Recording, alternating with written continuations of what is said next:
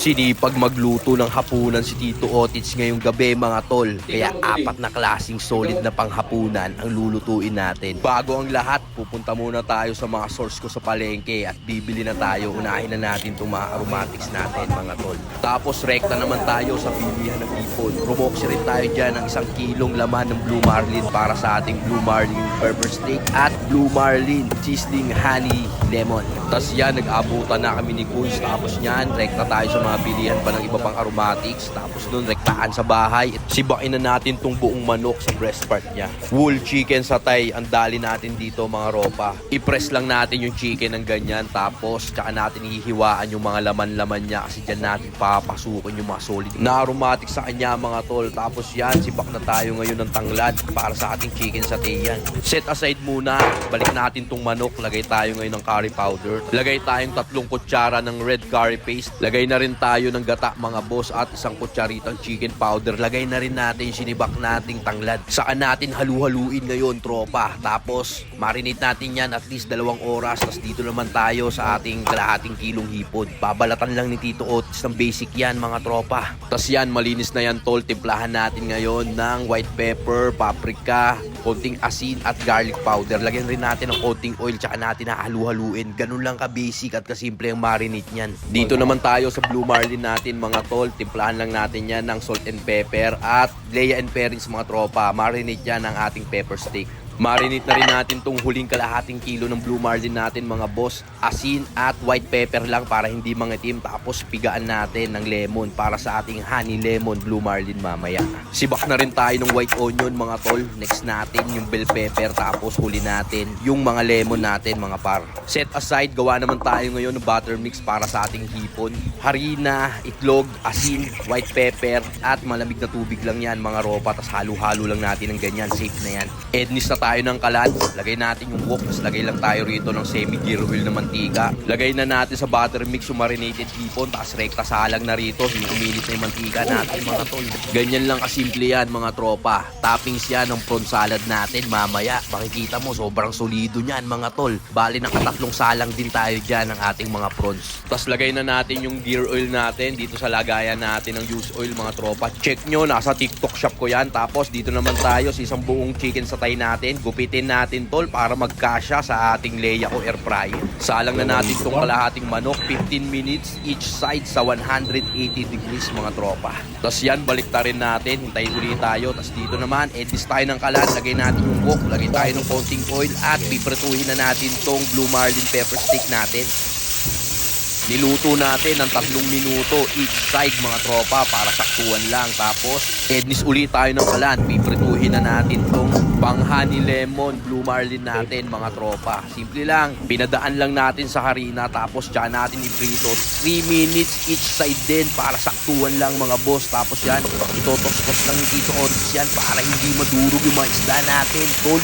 Ganun lang binasic ang mga tirada ni Tito Otis par. Tapos ngayon kunin na natin, aside muna natin ngayon mga tropa. Dito naman tayo sa lemon natin, pagulungin muna natin tsaka natin sisibakin at ipipiga dito sa ating cute na mangkok para sa honey lemon sauce to tropa. Tapos dito naman sa ating air fryer, kunin na natin tong kalahati, tapos lagay na rin natin tong kalahati ng ating chicken satay. Same cooking time lang yan tropa. Tapos dito naman, ednis na ulit tayo ng kalan, lagay natin tong wok, lagay natin yung margarine, yung lemon juice, tapos generous amount ng honey mga tropa.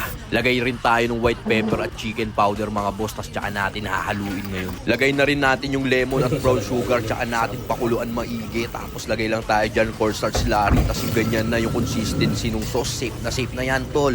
Ednis ulit tayo ng kalan ropa at yung pepper steak sauce naman yung gagawin natin. Antimano ropa, lagay na natin yung bell pepper at white onion. Lagay na rin tayo dyan 1 kutsaritang chicken powder.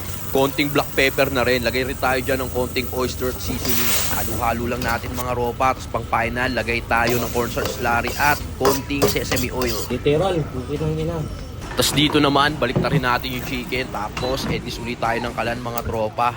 Lagay tayo ng konting oil, tapos lagay na natin itong mga mani nating hubad. Niluto lang natin sa mahinang apoy yan. Tapos set aside, same wok. Lagay tayo ng gata, tapos lagay tayo ng 2 kutsara ng red curry paste. Tapos lagay na rin tayo dyan ng honey, mga ropa. Peanut butter na rin, 2 kutsara. Lagay na rin tayong 1 kutsaritang chicken powder, konting toyo, pampakulay lang. Tapos piga tayo ng 3 kalamansi, halo-halo. Tapos tsaka natin ilagay yung sinangag nating mani kanina, mga tropa, para sa napaka-solid na sauce ng ating chicken satay.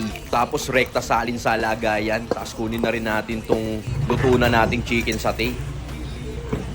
Dito naman sa mangkok, salin na natin tong fruit cocktail. Tapos lagay na tayo ng creme densada para all in na, mga tropa.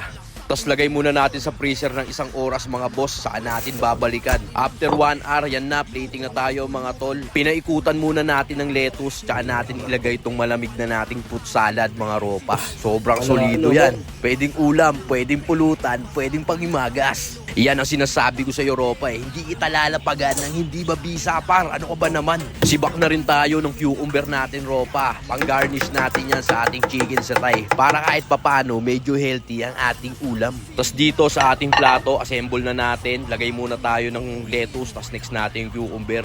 Tapos nagsisibak na nga rin pala tayo habang ginagawa natin yan. Tapos tsaka natin ilagay ngayon yung ating nasibak-sibak na chicken satay. Ednis ulit tayo ng kalan, ropa. Last na to, lagay na natin yung 2 ating sizzling plate. Nung uminit, syempre, rekta na sa lamesa yan, tol. Tapos sabay na natin lagyan ng margarine. Unahin na natin na lagay yung ating honey lemon. Tapos next na natin dito sa ating sizzling pepper steak, mga tropa. Tapos lagay na natin tong honey lemon sauce dito sa isa, tol. Tapos dito naman sa kabila, yung ating pepper steak sauce. Tignan mo naman, nagsisisling-sisling pa yan. Restaurant quality yan, ropa. Ano ka ba naman? Tapos tsaka natin lagyan ngayon ng onion leeks na pinaka-pang-garnish niya. Tapos yan, lapag na natin yung ating prawn salad, tsaka yung ating chicken satay, mga ropa. At yan na nga ang kinalabasan, mga ropa. Tignan mo naman kung gaano kasusulido yung mga hain ni Tito Otits. Hindi ka kasi nagpapaniwala sa akin. Paano? Titibagin ko na to, par. Yun, mga tol, ngayong gabi, saan tayo magluto? Nakagawa tayo ng prawn salad, honey lemon, sizzling blue marlin for steak din, 1 buo na chicken satay na merong sauce. Kasama ko yung bayaw ko. O tol, empty na tayo. Bakbak na! Hotel pa, no? Dito muna ako, tropa. Mabilis ang galawan lang dito, mga boss. Yan. Yan, dito tayo. Empty to, boss. Antimano, meron tayong panghimagas, oh. Meron tayong prawn salad dyan, mga tropa. Yung sauce natin, may kasama pa yung peanut. Para talaga sa chicken satay yan. Shoutout sa MJF Window Blinds. Nandito ro. Sarap. Mabilis ka.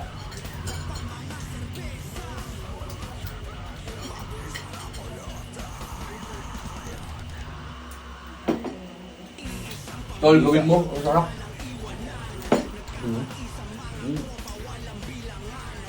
Mabilis ka.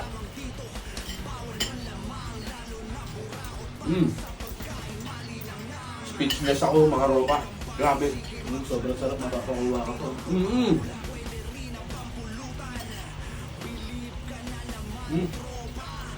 Tol, meron pa tayong salad dito, ah. Prawn salad to, baka nakakalimutan natin. Yan, oh. Mabilis ang ano yan. Dito talaga pa. Talaga. Tol, ikaw naman. Okay, no? Tirahin mo. Solid. Mga boss, ang bisa, balanse. Ang sarap.